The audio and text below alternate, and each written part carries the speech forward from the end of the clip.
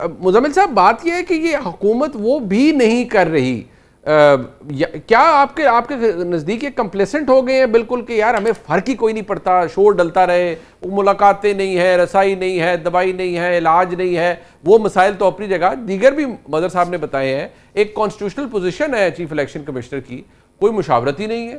اب تو leader of the opposition بھی آ چکے ہیں نا اچکزئی صاحب، تو کیا مذائقہ ہے اگر مشاورت ہو جائے، کوئی آگے بات ہو جائے، لیکن کوئی بات ہی نہیں کرتا اس کے اوپر. منیب صاحب، میں آپ کو بہت ہی سمجھتا ہوں کہ آپ کو پاکستان کی پالیٹکس پہ بہت گرفت ہے. یہ جو لیڈر آف دی اپوزیشن ہے، یہ شہباز شریف سے مل کر چیف الیکشن کمشنر لگا سکتا ہے اڈیالے کی مرضی کے بغیر؟ ہاں نہیں، وہ تو نہیں لگا، آپ درست کہہ رہے ہیں. مطلب اگر بیئر بونز پہ جانا ہے تو آپ ٹھیک ہے. اچھا نہیں، آپ 2 مہینے پہلے 3 مہینے پہلے ایران جنگ سے پہلے لیڈر آف دی اپوزیشن اور پرائم منسٹر کی ملاقات کے لیے ماحول بنایا جا رہا تھا نا. بالکل ٹھیک. رانا ثناء اللہ صاحب جا کے ملے تھے، جی تو لیڈر آف دی اپوزیشن میں ضرورت تھی کہ پرائم منسٹر کو مل لیتے؟ نہیں، وہ تو ابھی بھی کہتے ہیں آپ جیسے بہت سے دوستوں کو کہ بھئی اگر میں نے مل لیا تو میرے پیچھے پڑ جائیں گے سارے. پھر چیف الیکشن کمشنر تو لگنا ہے لیڈر آف دی اپوزیشن اور پرائم منسٹر کے درمیان کنسلٹیشن کے نتیجے میں. ٹھیک. اور آپ کو یاد ہے کہ جب عمران خان پرائم منسٹر تھے تب بھی یہ ڈیڈ لاک موجود تھا. اور پھر جو ان کے وزیر قانون تھے انہوں نے کہا کہ ہم نے لیڈر آف دی اپوزیشن کو خط لکھ دیا ہے، مشاورت مکمل ہو گئی ہے، اور انہوں نے اپنا چیف الیکشن کمشنر نوٹیفائی کر دیا، جس کو پھر اسلام آباد ہائی کورٹ نے کہا کہ یہ کنسلٹیشن نہیں ہے کہ آپ نے خط لکھ دیا ہے، it's a meaningful consultation. اور اس کے بعد پھر ایک ہائی کورٹ آرڈر کے بعد دوبارہ میننگ فل کنسلٹیشن ہوئی، اور یہ نام جو ہے سکندر سلطان راجہ کا پی ٹی آئی نے دیا. اب مجھے نہیں پتا پی ٹی آئی کو کس نے دیا، لیکن پی ٹی آئی نے دیا. آج بھی اس کے بعد چونکہ 6 مہینے ملک میں الیکشن کمیشن ہی نہیں تھا، تو یہ ضرورت محسوس کی گئی کہ یار اگر کسی وقت لیڈر آف دی اپوزیشن اور پرائم منسٹر کنسلٹیشن نہ کر سکیں تو ملک تو الیکشن کمیشن کے بغیر نہیں چلے گا نا. ایک چیف الیکشن کمشنر اور الیکشن کمیشن نے تو رہنا ہے، کنٹینیوٹی تو رہنی چاہیے سسٹم کی. تو ایک امینڈمنٹ کی ضرورت محسوس ہو گئی عمران خان کے دور کے بعد، ورنہ پہلے محسوس نہیں کی گئی. دیکھیں نا، یہ امینڈمنٹس جو ہیں ان کی ضرورت محسوس کی جاتی ہے کسی کانسٹیٹیوشنل کرائسس کی صورت میں، جو پیدا عمران خان کے دور میں ہوا، اور سمجھ آ گئی کہ اگر ایک پرائم منسٹر آ جائے جو نہ کنسلٹیشن کرنا چاہتا ہو، یا ایک لیڈر آف دی اپوزیشن آ جائے جو کنسلٹیشن نہ کرنا چاہتا ہو، تو کیا کریں گے؟ ملک کا نظام تو چلائیں گے. تو وہ چلایا جا رہا ہے. بٹ وہ چلایا تو جا رہا ہے. ایک منٹ مزمل بھائی، ایک منٹ چلیے. یہ جو چیف الیکشن کمشنر کا معاملہ ہے یہ ایک ہے، لیکن اس کے علاوہ آپ کو پاکستان کی سیاست میں کوئی معذرت کے ساتھ کوئی جان نظر آتی ہے، یا جس جمہوریت کی ہم بات کرتے ہیں؟ میں نہیں، جان ڈالنی ہے اپوزیشن نے، حکومت اپنے خلاف خود ہی جان ڈال لے. بات تو ان کو اسمبلی کا اجلاس ریکوجیٹ کرنے سے ان کو کس نے روکا ہے؟ ان کے پاس 1/3 نہیں ہے، کر لیں ریکوجیشن، کہ ہم بات کرنا چاہتے ہیں. سینٹ کا اجلاس ریکوجیٹ کر لیں، تعداد پوری ہے، کرتے ہیں. کٹھے خود نہیں بیٹھ پا رہی opposition. Leader of the opposition قومی اسمبلی کا اور سینٹ کا دونوں ناراض ہو کے 2 مہینے سے پی ٹی آئی سے غائب تھے، تو حکومت نے منا کے لانا تھا. آج ہی تو ملاقات ہو سکی ہے سہیل افریدی اور محمود خان اچکزئی کی، مردان کے جلسے میں وہ موجود نہیں تھے. تو یہ حکومت کے مسائل ہیں. اسی طرح مدر صاحب نے لوکل باڈیز الیکشن کی بات کی. دیکھیں، لوکل باڈیز کے آخری انتخابات مسلم لیگ نون نے پنجاب میں کرائے. پی ٹی آئی کی حکومت آ گئی، اس نے ساری الیکٹڈ لوکل باڈیز کو سسپینڈ کر دیا اور کہا کہ ہم ان الیکٹڈ لوگوں کو سسپینڈ کرتے ہیں اسٹروک آف پین. وہ کیس جا کے سپریم کورٹ سے 2 سال بعد ہوا کہ یار آپ الیکٹڈ لوگوں کو سسپینڈ نہیں کر سکتے. اس کے بعد انہوں نے الیکشن ہی نہیں کرائے عمران خان صاحب نے پنجاب میں. ایک کنٹینیوٹی ٹوٹ گئی پنجاب کے اندر. اور جمہوریت تو تسلسل کا نام ہے. ایک دفعہ 2 سال تو ان کو بھی ہو گئے نا آئے ہوئے مزمل بھائی، تو انہوں نے بھی نہیں کرایا. کنٹینیوٹی، آپ یہ give the devil his due share، continuity ٹوٹی کس کے دور سے؟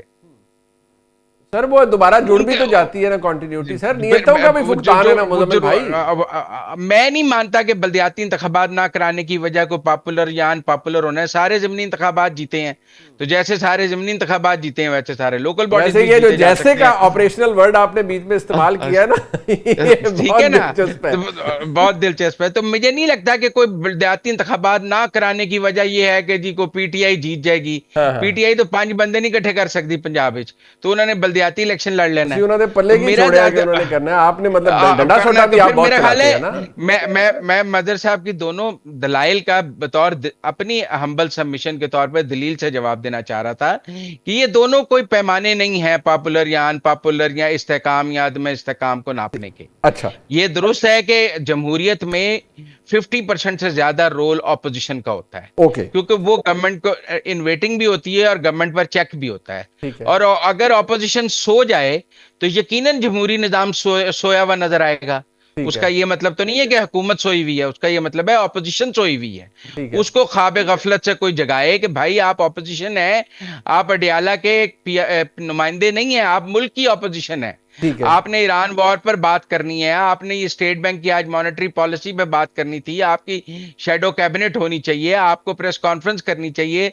आप कुछ कर रहे हैं as leader of the opposition? मैंने बात किया, अगर आप उनसे पूछे ना तो वो कहते हैं शैडो कैबिनेट क्या, हम तो इतने खौफजदा हैं कि हमें अपने शैडो से डर लगना शुरू हो गया है। जितना भाई इस्तीफे देके घर चले जाएं, नई ऑपोजिशन को आने की दावत दे दें। चले मुझे ऑपोजिशन करने का नहीं, अब इनको ताकत के टीके भी हुकूमत ने लगाने हैं। चले वो टीकों की बात है तो मदर साहब अब आप ये मुझसे बेहतर जानते हैं कि ताकत का टीका कहां से लगे ऑपोजिशन को, लेकिन जाबर हुकूमत से ज्यादा निकम्मी ऑपोजिशन है। Sir, do you agree with this, या आप समझते हैं कि भाई स्पेस ही नहीं है तो ऑपोजिशन ने क्या करना है?